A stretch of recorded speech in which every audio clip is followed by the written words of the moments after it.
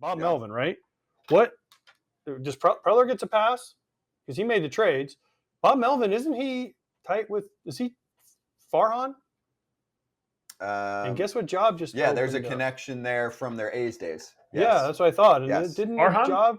Yes, Farhan with the A's. Bob Melvin was there. So I don't know if they're tight. I don't know if they're tight or not, but I knew they worked together somewhere. And then the question is, Farhan just fired his manager. Right. I don't know what Bob Melvin's contract. I mean, listen, this is all gigantic speculation, but I'm just saying, would Melvin think about moving to the Giants?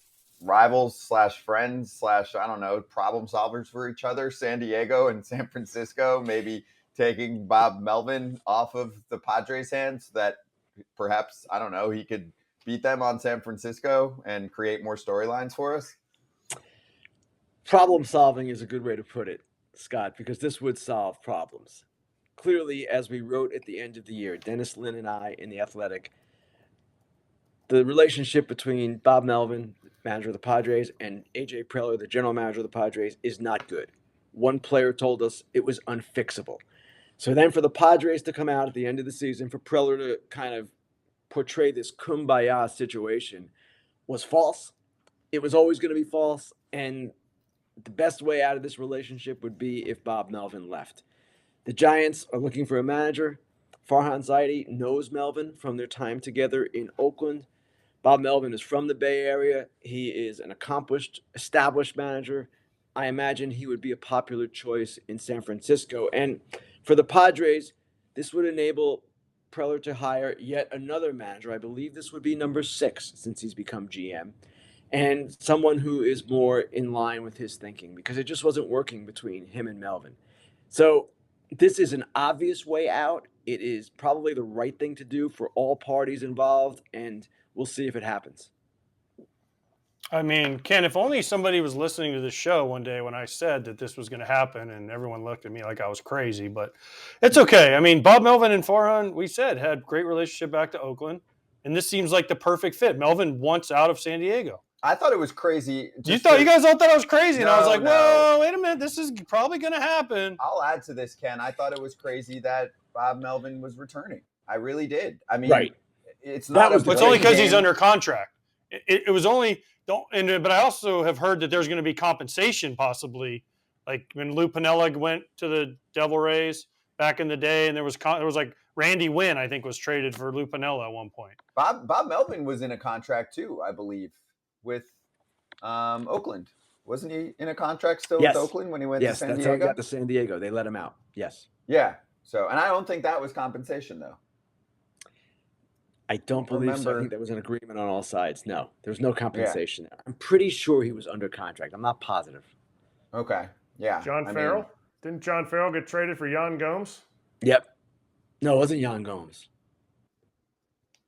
I don't remember. But guys, I'd have to look this stuff It was up. John Gomes.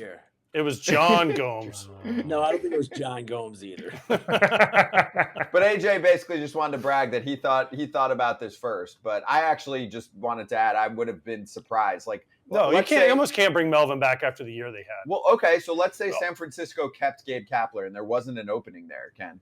Like, were they really going to run this back again when you're hearing and reporting and people are seeing that those two don't get along? I mean, the manager-GM relationship has to be strong, especially nowadays when there's so much connectivity and really, obviously, front offices run the game. Scott, I never bought that it was going to work out next year. I never bought that. Now, whether that meant him coming back and them just having this distant kind of relationship, okay, but I never bought this idea that everything was going to be okay in San Diego. And I guess in some ways, Preller had to say what he did. What is he going to say? This isn't working? I get it. At the same time, I thought his comments were a bit over the top about their relationship, how positive it was when the entire baseball industry knew that it wasn't. So you're right. It's fortunate, perhaps, for all parties involved that the Giants do have an opening and that this seemingly is on track to happening. But, yeah, it wouldn't have worked out, in my opinion, at all if Melvin had to stay. All the same problems that existed last year and that kind of erupted last year would have been problems this year. So what happens in San Diego now? I mean, I've seen Ryan Flaherty, Schilt, who's obviously a veteran, well respected. What happens in San Diego now? I would expect Adam. It's one of those two guys, perhaps Flaherty.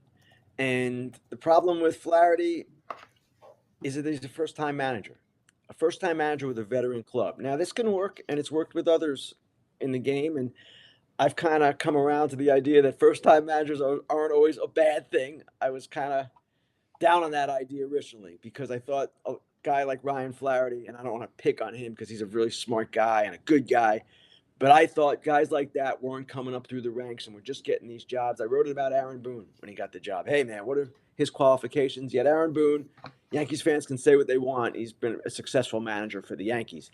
So in this particular case, when it seems clear to me that AJ Preller wants someone he can certainly work with better than he did with Bob Melvin, you might even say control better than he did Bob Melvin, a first-time manager, it might make sense. However, with the Padres, Jace Tingler was a first-time manager. Andy Green was a first-time manager. Both of those guys got fired. It didn't work. Well, Adam, why don't you tell us about Ryan Flaherty? I mean, tell Ken, too. You played with him, right? Is he ready to be a manager? Also, do you think that the Padres need to completely switch things up, or do you bring in a guy that's got familiarity there? And, of course, I'm assuming you can tell me, like, is he tight with Machado, I imagine? Well, I'm not gonna just sit there and just blow the guy unless he's hiring me. But but no, You could you could just be his friend. Are you trying to get hired? I mean, jeez. No, I'm just saying, like he was groomed for this. He was groomed for managing. His dad is just, the man up in Maine. He's been seeing leadership his entire life, being a quarterback, being a point guard, playing baseball. I mean, he's just, as a player, he was just, you can just see the leadership qualities in him day in and day out. He got along with everybody. He took crap from everybody. He just was a guy. He was somebody you want on your team. He's a sports guy in any sports. Big, just a guy you want. And as a manager, again, that's a top job. But he's been in the thick of it the last couple of years, and especially being a utility player, he's seen from the managerial side moves that have to be made to get him involved in the game and for him to be ready. So he's seen it from both sides of the game, and I just think he's been prepared and groomed to be a manager from his childhood.